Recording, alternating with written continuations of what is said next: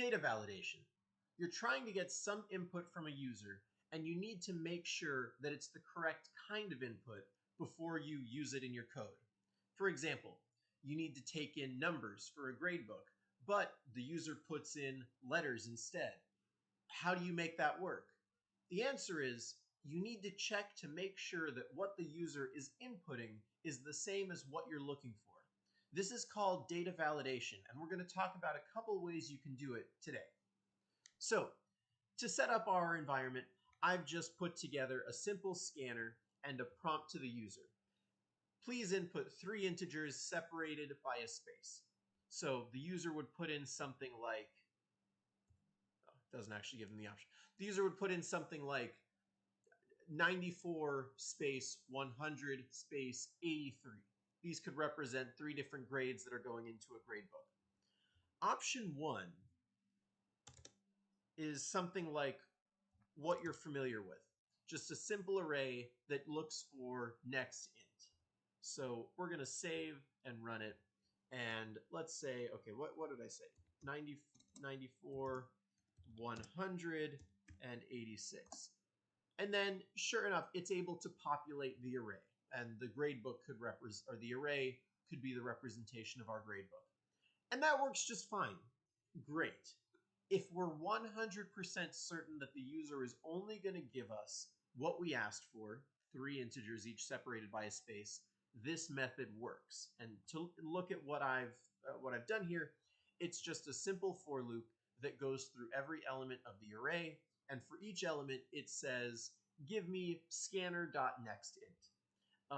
It doesn't even all have to be on the same line. We could say 94, 100, and then on the final line 86, and it works the exact same way.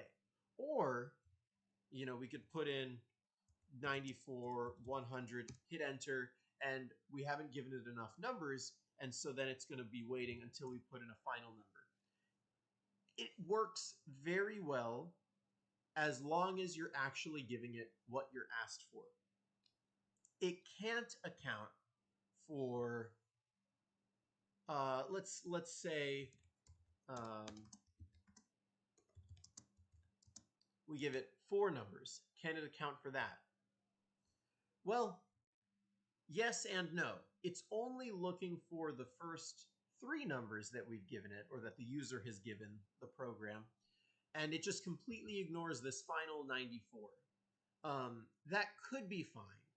It's not necessarily ideal, because if the user's using your program, they could think, oh, this might work with more numbers, and doesn't realize that one of the numbers they've inputted is completely ignored. Or let's say we're trying to deal with a decimal value, something that's a float, let's say 90.1. Can't deal with floats. It cannot, or doubles. Can't deal with decimal numbers. Now, what about letters? Let's see if we give it a letter at the end, a character. Also doesn't work. So there are 2 problems with using a basic nextInt method. And you might be thinking, oh, well, would it just ignore the letters and then use just the integers if we're using nextInt? Well, no, because you go through the first 2 and then you're still using nextInt, and it gets a string and it throws an error.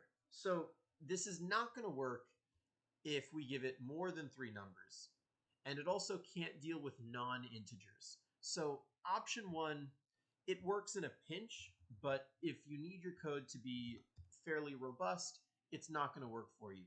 So now that brings us to option 2, which is actually doing some data validation. And I know it looks much longer. Also, for the record, the ending of my code is just printing out the array, basic for loop that prints each element. This is a lot more work. Look at the difference. Before, 3 lines of code versus a lot more than 3 lines of code here. But it's not actually that scary. And it depends on how robust you need the environment to be. So I've set up a boolean and a while loop. The boolean I've called stillCollectingData, and I've set it to true by default. And this while loop will run just so long as stillCollectingData is running. And basically, once we have our 3 integers of input, stillCollectingData is going to be set to false, and we're not going to loop anymore. What this main while loop does, what this whole bit of code does, is run just so long as we still don't have our 3 integers of input data. And to begin, it just says, okay, take the entire line as a string. Set up an array that is that whole line divided at the spaces.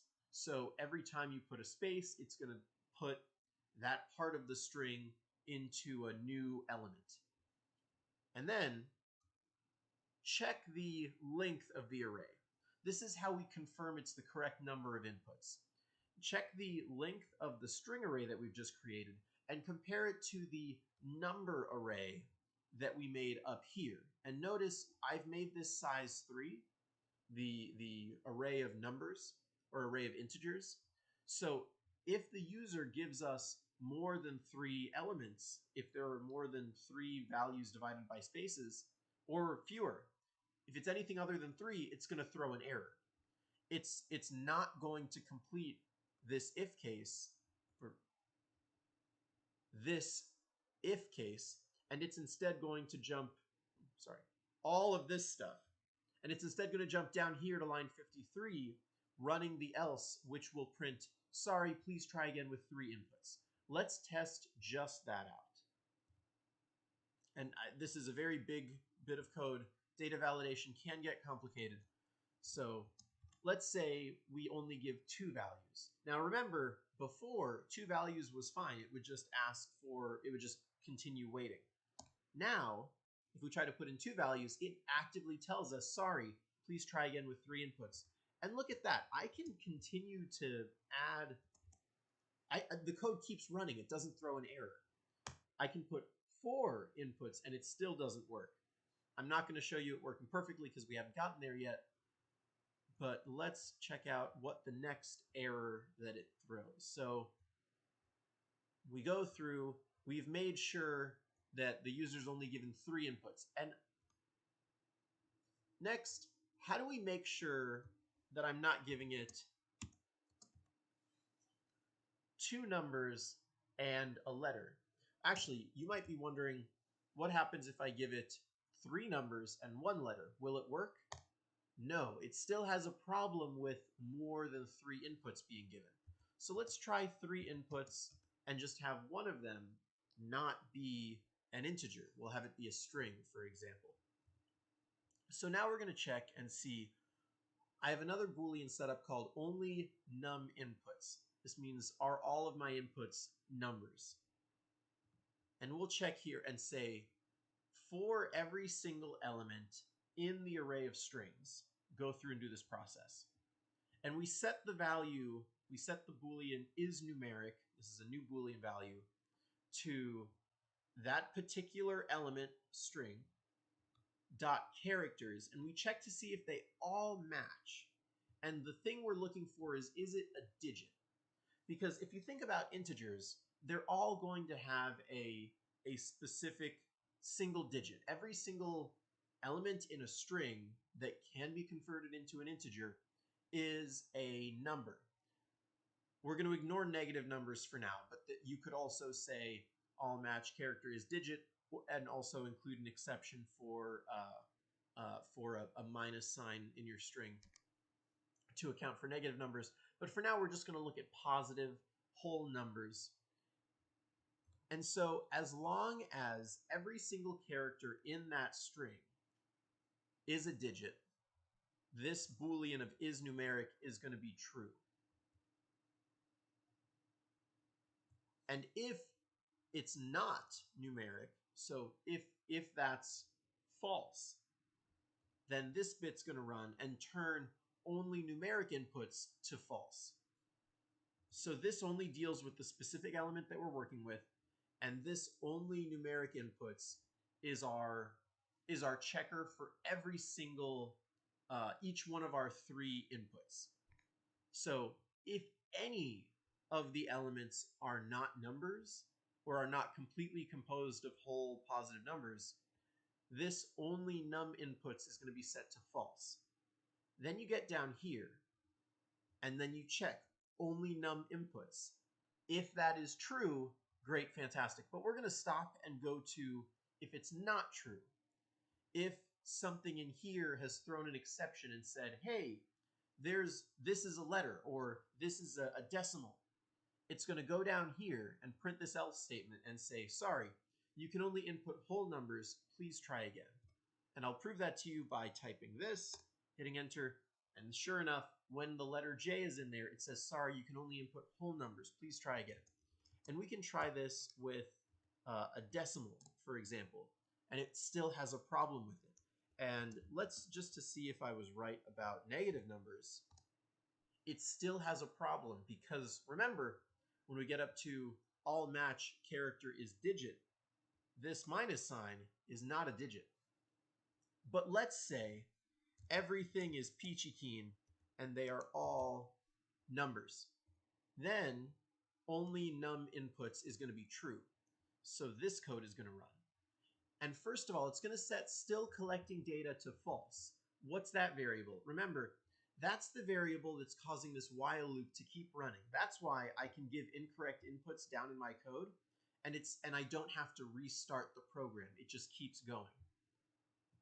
So you go into the for loop that says it goes through every single element in the array of strings and parses it as an integer. And then it sets the value in the corresponding numArray, the array of integers, and sets that value as a string. So, for example, you take numArray element 0 and you set it to the value of array of strings element 0 parsed to an integer. And so it fills every single element in the numArray. And remember, at the end of all of this code, we're still printing our numArray. So let's try to see if it works with 90, 23, and 100. And sure enough, it says the array is 90, 23, 100. I know that's a lot. I know it is very difficult all over the place to do. All you need to know is that setting up data validation is all about checking what your fail states are. I needed to make sure that I couldn't take more or less than 3 elements, so I set up is the array of strings the same as the length of the array that I want. And if not, you give an exception and you keep going in this while loop. I then wanted to check to see, am I only getting whole positive numbers? So I put in all of this code. And then at the end, we just have our success state, which is setting the array that we wanted by parsing all of the strings that we've inputted as integers. I know that's a lot more complicated than just saying, here's a for loop and do scanner.nextInt. But when it comes to user-facing programs, it's a lot better than giving errors and having the program crash. I'll put all of the code for this, for option 2 in, I'll try to link it in the comments so that way you can copy it into your own code and remix it in a way that's useful for you, because this is a lot. But just know, there may be conditions where you do want negative numbers or you do want decimal values.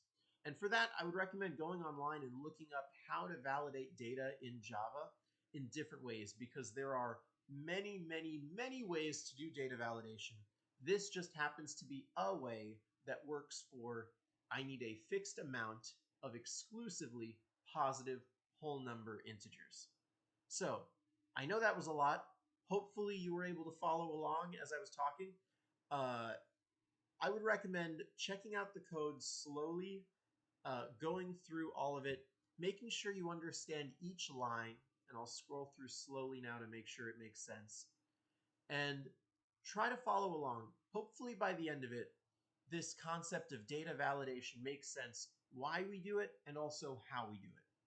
So That's it for this video. Thank you for following along till the end. I've been Johnny Delgado. Have a good one.